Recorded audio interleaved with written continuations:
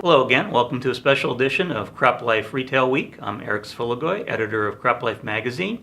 Here today with a special guest, the new communications director for the Agricultural Retailers Association, Melisa Augusto. Melisa, welcome to our studio. It's great to be here. So you're new on board with ARA. If you could give us a little bit of your background. I understand it involves dairy. Yeah, I grew up on a dairy farm in Central Valley of California and studied agribusiness and worked in the dairy genetics business for a few years before I made the move to DC, pursuing a career in ag communications. Very good. And how did you find your way from California and the dairy farm then all the way to Washington, D.C.?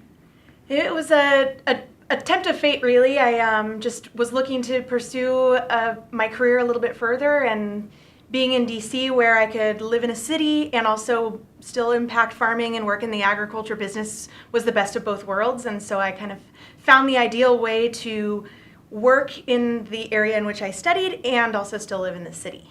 Oh, very good.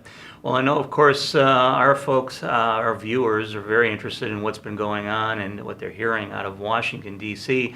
Tell me a little bit more about what's going on the Beltway regarding, of course, the Farm Bill for one and tariffs for two, and maybe any other issues that ARA is currently keeping a close eye on. Well, of course, the Farm Bill is on the top of everybody's mind in agriculture, and we're waiting to see what the conference process brings for the ag retailers and all of agriculture, and so we'll be taking a look to ensure that the regulatory reforms remain in the bill and things stay out of the bill that will impact our retailers and, at the end of the day, the farmers and their customers, really. Mm-hmm. On top of that, then we're just taking a look at the past couple of years. We've seen some great reforms in regulatory issues, and so we've been pretty happy with how the administration has been addressing a lot of those things.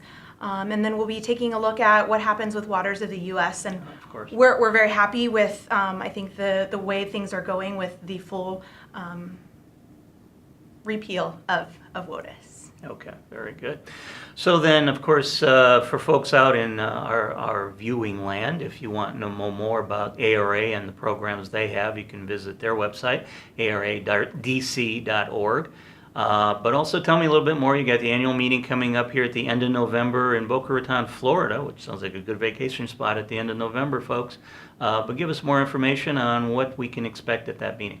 Sure. Well, it's a great opportunity to network with the other retailers and others that are engaged in agriculture. It's also a great way to take out customers to our golf tournament, and there'll be a lot of great opportunities for professional development with some of the great speakers that we have lined up, and you can find a lot more of that information coming soon to our website, and registration will be opening soon as well. And I know the ARA PAC program is a big part of that as well, if you want to comment on that.